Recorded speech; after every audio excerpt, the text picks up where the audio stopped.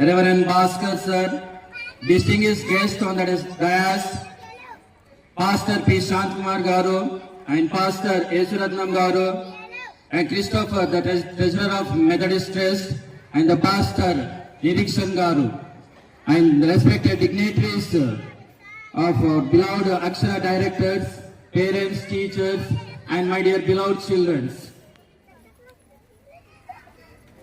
A warm greetings on this occasion of Christmas to each and everyone. May this occasion shower you with eternal joy and happiness to each and every one of you. May the celebrations of Christmas leaves you with happiness in your life. And I wish you all a very happy and cheerful and wonderful happy Christmas to each and everyone. On this occasion, I pray Almighty to God to bless you with good health and happiness. As everyone knows that today we have been assembled here to celebrate the pre-Christmas celebrations in our institution. And moreover, everyone knows that Christmas is celebrated every year on 25th of December with a great pomp all over the world. This day is more important for the Christians because they believe that Jesus Christ has been born on this world, and even they believe that Jesus Christ has came onto this earth to save the mankind.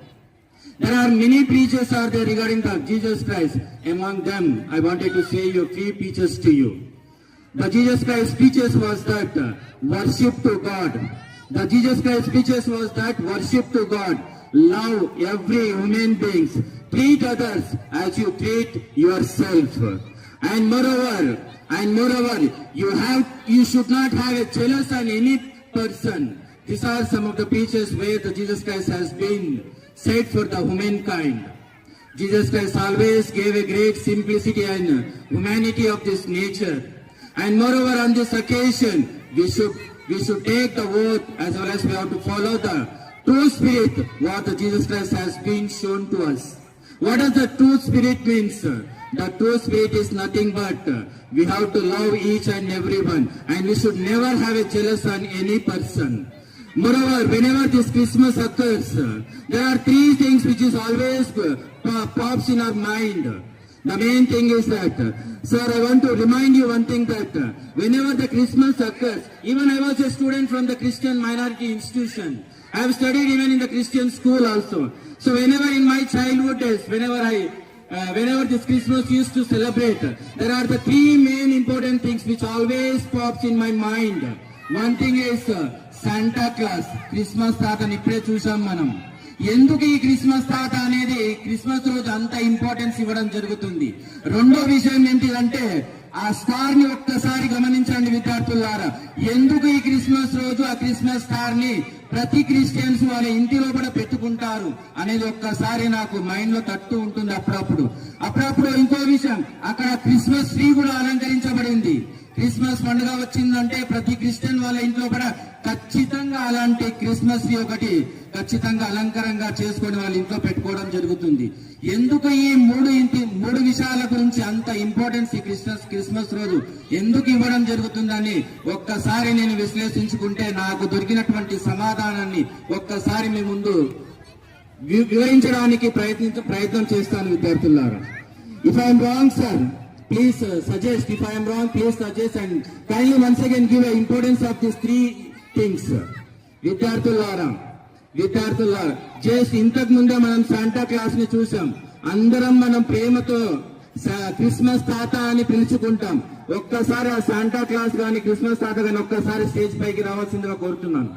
ఎంత importance ఇవ్వడం జరుగుతుంది అనేది రెండు విషయాలు మనం మీకు గుర్తు చేసే ప్రయత్నం చేస్తాను. స్థానికంగా క్రైస్తవులకు మతపెద్దని బిషప్ అని పిలుస్తారు. I'm right sir?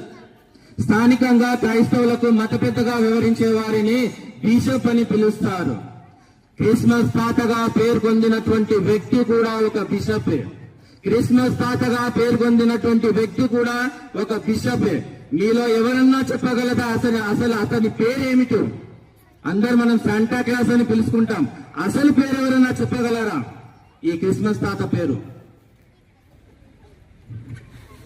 His name is Nicholas. Is it correct, sir? Right, thank you, sir. His name is Nicholas. Turkey దేశం మైరా అనే ప్రాంతానికి బిషప్ గా పనిచేసినటువంటి వ్యక్తి ఈ శాంటా క్లాస్. క్రీస్తు శకం 280వ సంవత్సరానికి చెందినటువంటి వారు ఈ శాంటా క్లాస్. దానం చేసినటువంటి ఒక్క మహానుభావుడు ఈ శాంటా క్లాస్. విద్యార్థులారా, ఎప్పుడైతే క్రిస్మస్ వస్తుందో పేదవారింటికి మారు వేషంలో వెళ్లేవారు ఇతను. అలా మారు దేశంలో వెళ్తూ కొన్ని బహుమతులు దాంతో పాటు కొంత డబ్బు తీసుకొని ఆ పేదవారికి దానం చేసేవాడు ఈ సెయింట్ నికోలస్. కాబట్టి ఎప్పుడైతే క్రిస్మస్ పండుగ వస్తుందో, పండుగ అంటే మన దగ్గర ఉన్న దాంతోని మనం సంతోషంగా ఉండడం కాదు, మన చుట్టూ ఉన్న కనీసం నలుగురికి చిరునవ్వు చిందించే విధంగా ఆ చిరునవ్వు చిందించాలనే ఉద్దేశంతోని కోరుకున్నటువంటి ఏకైక వ్యక్తి ఎవరన్నా ఉన్నారంటే అది సెయింట్ నికోలాస్. మనమందరం కూడా ప్రేమతో క్రిస్మస్ తాతగా పిలుచుకుంటూ ఉంటాం. ఎందుకంటే తండ్రి నుంచి సంక్రమించినటువంటి యావదాస్తిని మొత్తం కూడా పేదలకు దానం చేసినటువంటి ఒక గొప్ప మహానుభావుడు ఈ క్రిస్మస్ తాత. కాబట్టి క్రిస్మస్ వస్తుంది అంటే పిల్లలందరూ కూడా మాకు ఏదో ఒక బహుమతులు ఇస్తారనే విధంగా ఈ క్రిస్మస్ లో ఒక భాగమైపోయాడు ఈ క్రిస్మస్ తాత. కాబట్టి once give him a big round of applause. ఈ తాత ఎవరో మనని ఎంటర్టైన్మెంట్ చేయడానికి రాలేదండి. Is a bishop. His name is Saint Nicholas. అంటే ఇతను ఎంత సెన్సిటివ్ మనసు కలవాడు అంటే, అవతల వ్యక్తి బాధపడుతున్నాడు అంటే, అవతల వ్యక్తి ఏదన్నా ఆపదలో ఉన్నాడు అంటే తన ఏవదాస్తిని సైతం కూడా దానం చేయడానికి వెనుకడుగు వేయలేనటువంటి ఒక మహానుభావుడు, ఒక గొప్పవాడు. కాబట్టి we have to give him a big round of applause to him. Thank you so much my dear friends, childrens. And ఇంకో విషయం చిల్డ్రన్, ఎందుకు ఇవన్నీ గుర్తు చేస్తున్నాను అంటే, మేము చదువుకునే రోజుల్లో చిన్న ఉన్నప్పుడు మాకు ఏదన్నా ఒక పండుగ వచ్చిందంటే, ఏదైనా విషయం ఉందంటే వెనకటికి మా తల్లిదండ్రులు కానీ, మా తాతలు కానీ, ముత్తాతలు కానీ, ఈవెన్ మా అమ్మమ్మ నాయనమ్మలు కానీ ఏవో ఒక కథలు చెప్పేవారు. కానీ ఇప్పుడున్నటువంటి ప్రజెంట్ టెక్నాలజీ ఎలా ఉంది అంటే ఎవ్వరికి కూడా టైం లేదు. ఈవెన్ టైం ఉన్నా కూడా పిల్లలకు కనీసం ఒక పండుగ ఒక విశిష్టత తెలపడానికి కూడా టైం అనేది లేకుండా పోయింది. ఉన్నా కూడా ఎందుకంటే టెక్నాలజీ డెవలప్ అయి అందరూ కూడా ఫోన్ లో కూడా బిజీ అయిపోయారు. ఎవరు కూడా ఏ ఇంపార్టెన్స్ చెప్తామన్నా కూడా టైం లేనటువంటి పరిస్థితిలో బతుకుతున్నాం. కాబట్టి this is one of the institution where we have been taken an initiative. This is one of the institution where we have been taken an initiative to show her, to give the importance of each and every traditional religious festival in this institution. ఏదో Christmas చేసుకున్నాము, enjoy చేసాము, పిల్లలు ఆడారు తింటారని కాదండి. ఈ పండుగ ద్వారా మనం ఏం నేర్చుకోవాలి, దీని నుంచి ఏం మెసేజ్ మేము పాస్ చేస్తున్నాము, సమాజంలో కూడా మనం ఎలా బతకాలనేది ఖచ్చితంగా మనం నేర్చుకోవాల్సిన విషయాలు చాలానే ఉంది.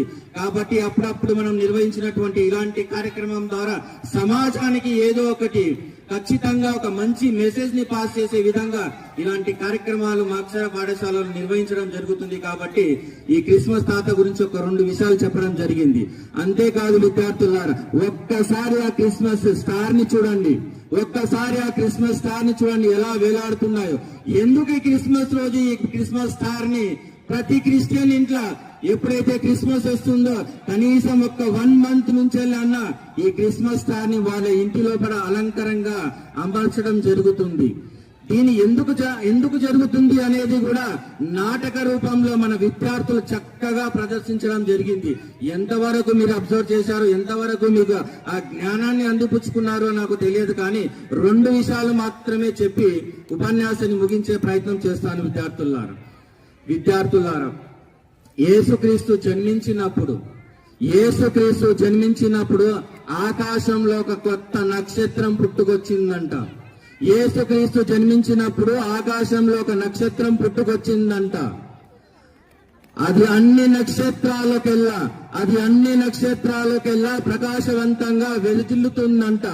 అక్కడున్నటువంటి ప్రజల దృష్టి మొత్తం దానిపైనే పడడం జరిగిందంట. అంతేకాదు విద్యార్థులారా, అక్కడున్నటువంటి ప్రజలు ఏమని విశ్వసించారంటే ఈ జగతిని రక్షించడానికి ఎవరో ఒక గొప్ప మహానుభావుడు జన్మించారని ఆ నక్షత్రం ఎటువైపు ప్రయాణిస్తుందో అటువైపే అందరూ తన ప్రయాణాన్ని కొనసాగించారంట. అదే విధంగా నాటక రూపంలో ఒక చిన్న సందేశాన్ని గుర్తు చేశారు. తూర్పు దేశపు జ్ఞానులు ఎవరైతే ఉన్నారో నాటక రూపంలో ప్రదర్శించారు వాళ్ళు. తూర్పు దేశపు జ్ఞానులు ఎవరైతే ఉన్నారో ఆ ఆకాశంలో విరజల్లుతున్నటువంటి ఆ నక్షత్రం ఎటువైపు ప్రయాణిస్తుందో అటువైపే తమ ప్రయాణాన్ని కొనసాగించారంట. ఆ నక్షత్రం చివరిగా ఎటువైపు వెళ్ళింది అంటే జెరూసలేంలోని బేతాళంలోని పశువుల కోటం దగ్గర ఆగిందంట. సో తూర్పు దేశపు జ్ఞానులు ఆ నక్షత్రం ఎక్కడైతే వెళ్లి తమ ప్రయాణాన్ని ఆపేసిందో ఆ ప్రదేశం లోపట యేసు క్రీస్తు జన్మించిన ప్రదేశానికి దారి చూపింది. కాబట్టి ఆ జ్ఞానులు ఆ యేసు క్రీస్తును పుట్టుకను గుర్తించారు. కాబట్టి ఆ గుర్తుకు చిహ్నంగా ప్రతి ఒక్కరు క్రిస్టియన్స్, ప్రతి ఒక్కరు క్రైస్తవులు తమ ఇంటి పైన ఈ స్టార్ ని అలవర్చుకోవడం ఆనవాయితీగా వస్తుంది అప్పటి నుంచి. అంతేకాదు విద్యార్థులారా, ఆ క్రిస్మస్ ట్రీని ఒక్కసారి చూడండి. విద్యార్థులారా, ప్రతి క్రిస్టియన్స్ ఇంట్లో ఖచ్చితంగా చిన్నదో పెద్దదో ఏదో ఒక చెట్టు అనేది ఖచ్చితంగా వాళ్ళు అలంకరించుకొని వాళ్ళ ఇంటి లోపల పెట్టడం జరుగుతుంది. ఎందుకు దానికి కూడా అంత విశిష్టత వచ్చింది అనేది ఒక్కసారి తెలుసుకునే ప్రయత్నం చేస్తాం. చెట్టు అనేది ఆనందానికి, పచ్చదనానికి, సిరి సంపదలకు నిలయం అంటాం మనం. చెట్టు అనేది ఆనందానికి, పచ్చదనానికి, సిరి సంపదలకు నిలయం అంటారు. తనకు ఇవ్వడం తప్ప తీసుకోవడం చేత కాదు. ఇవ్వడం, ప్రేమించడం, క్షమించడం అనేది ఈ పదాలు అనేది క్రిస్మస్ లోపల భాగం. కాబట్టి ఈ క్రిస్మస్ ట్రీని ప్రతి క్రిస్టియన్స్ కూడా అలంకరంగా వారి ఇంటి లోపల అలవర్చుకోవడం ఆనవాయితీగా వస్తుంది. అంతేకాదు విద్యార్థులారా, చివరిగా ఒక మాట చెప్పి ఉపన్యాసాన్ని ముగించే ప్రయత్నం చేస్తాను. నాకు తెలిసి ప్రపంచంలోకెల్లా ఎత్తైన ట్రీ వాషింగ్టన్ లోని 221 అడుగుల ఈ ట్రీని ప్రదర్శించడం జరిగిందంట. ప్రపంచ రికార్డు కూడా నెలకొల్పింది. అంటే దాదాపుగా 221 అడుగులు, అంటే దాదాపుగా 20 అంతస్తుల భవనం కన్నా ఎత్తైన ట్రీని ప్రదర్శించడం జరిగింది. కాబట్టి ఆ ట్రీకి ఉన్నటువంటి ఇంపార్టెన్స్ ఆ విధంగా ఉంది. కాబట్టి ఏదేమైనా కూడా మనం గుర్తు తెచ్చుకోవాల్సింది ఏంటిదంటే, ఏ కార్యక్రమం నిర్వహించినా కూడా ఆ కార్యక్రమం ద్వారా సమాజానికి ఏమి సందేశాన్ని మనం ఇస్తున్నాం అనేది గ్రహించాలి. ప్రతి ఒక్క ఫెస్టివల్ నుంచి కొద్దిగా గొప్ప ఏదో ఒకటి మనం నేర్చుకొని దాని ఆచరణలో పెట్టవలసిందిగా మనమందరం కూడా కోరుకుంటున్నాను. చివరిగా ఒక మాట చెప్తాను. The Christmas is finally here. It is a time to relax, reflect and savor the moment of the season. It is a time to enjoy with the friends and the family members. There is no Christmas without a Christ. Even the history has been viewed before Christ and after Christ. Even social lo kuda BC AD ani మీరు చూసే ఉంటారు. BC అంటే before Christ, AD అంటే after Christ అన్నట్లు. And even the history has been viewed as a before Christ and after Christ. Even all the generation before him what was waited for him. So I wish you all once again a happy Christmas to you, and have a wonderful journey and have a wonderful day to you. Thank you.